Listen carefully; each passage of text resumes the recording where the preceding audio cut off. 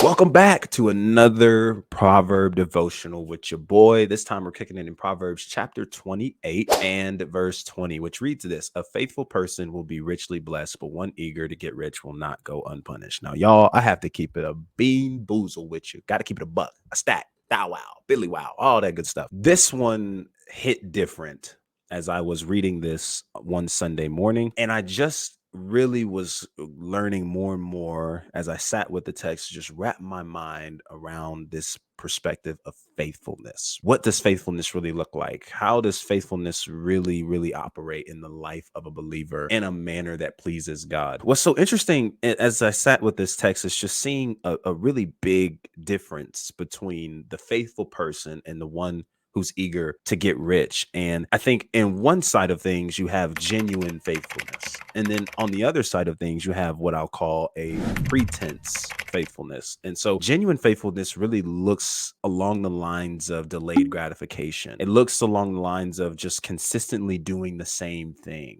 regardless of what's showing up or what's not showing up, knowing that where I am and what I'm putting my hands to, God is not only calling me to, but it is something that I'm able to honor God with in everything I do, doing it all to the glory of God. When I look at that, and I separate that from the pretense faithfulness, the biggest indicator is that the pretense faithfulness that I like to describe in that later half of the proverb is more along the lines of, well, I'm just going to do this until something that I'm looking for no longer shows up. It's kind of like I'm just going to pretend to do what I am supposed to do. I'm in it until what's in it for me is no longer present. I'm in it until the growth stops coming. I'm in it until results don't come in as fast as I wanted them to. I'll keep loving. Yeah, I'm good. I'll keep loving. I'll keep doing my best. I'll keep doing all those kinds of things until it's not returned to me. And then I'm just going to shut it all down and I'm no longer going to keep moving in that way. You just acted as if you were faithful, but your heart wasn't really there for what you were going to be worked on in that space of faithfulness. You were just there for the end result. You were there for the destination. Kind of like treating God as a genie, right? If I go and do these things, I believe then God will bless me. And the moment God doesn't bless me after I've read my Bible for so many times and after I've went to church so many consecutive weeks and after I've done all these kinds of things, I'm no longer going to rock with God because he doesn't keep his word. God isn't real. God isn't legit. And we kind of see how going down that rabbit hole that all of those descriptions aren't even dependent on the actual character of God or who God is. Rather, it's all dependent on us not getting our way and us ultimately not dropping our selfishness for the greater good of what's in front of us. And truth is, when it comes to faithfulness, faithfulness is more about being present here, being less about getting to a certain destination, because by being faithful where you are, you're actually doing the right work, the necessary work that's going to open up the doors that are waiting for you on the other side. And above all else, being faithful to where you are, the season of life you're in, what God has placed in front of you day in and day out is a formality of worship to God. For faithfulness and a faithful servant is attracting the eye of God and furthermore attracts the hand of God to continue moving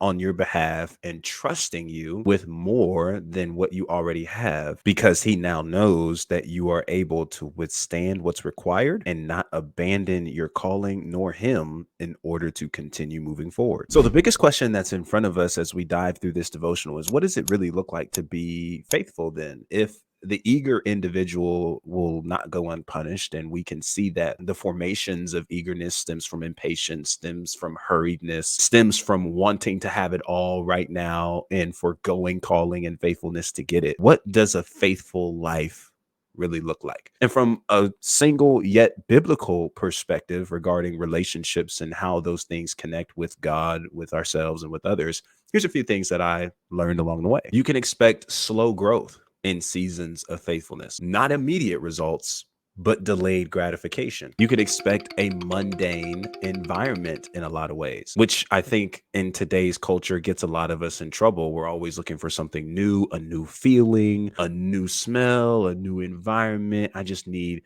something new all the time. When in reality, the beauty of life is the mundane, is doing the same thing over and over again every day, and seeing God being just as present in the mundane as he is in the special occasions and events where things change and are drastic. You can expect things like your patience to be tested. This is a season where you cannot allow eagerness and impatience to drive you out of where you're called to be. And how you're able to gain the upper hand and self-control over those impatient impulses is being reminded of what God says and thinks of you. Because oftentimes those hurried thoughts that we dwell on aren't from God. They're typically from us. Places of comparison, seeds of envy, looking at where everybody else is and what everybody else has and wishing we had it, even if that meant we had it right now. God is typically looking at us from a different lens, that we're in our lane, we're where we're supposed to be, and he's always speaking patience. But 1 Corinthians 13 tells us that love is patient and is kind. Since love is patient and God is love, that means God is patient and not in a hurry. You can even expect things like quietness from God. Maybe you're not hearing new instruction, maybe you're not hearing new direction, but don't let that discourage you, because silence doesn't always connect to being disconnected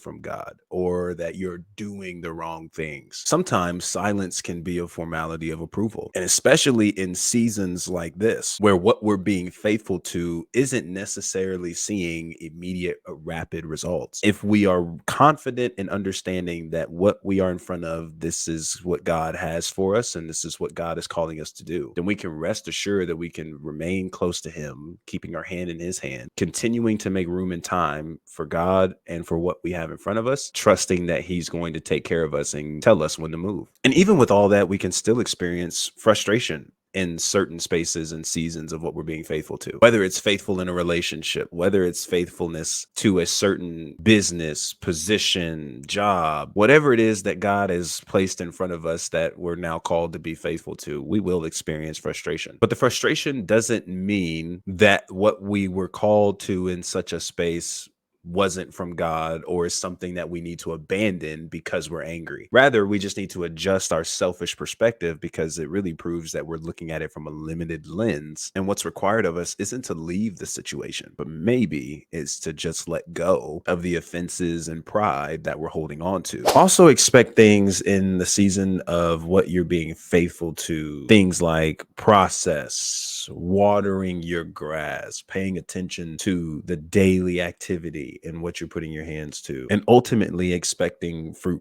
from your labor. Because even though you're doing work and you may not be seeing the results, please understand that the work is also doing work on you. Expansion of integrity, character, the inner transformations that are most important and that are most valuable to our relationship with God and spiritual growth are taking place in these areas that we are called to be faithful to. And it is essentially an aspect of becoming the right person to do the things we want to do, to have the things we desire to have. And more importantly, being a faithful servant to God, doing exactly what he's calling us to do, honoring him in all things, and being present where we are. Expect all these things that we've covered in this video from being faithful to where you are, and expect God to be present.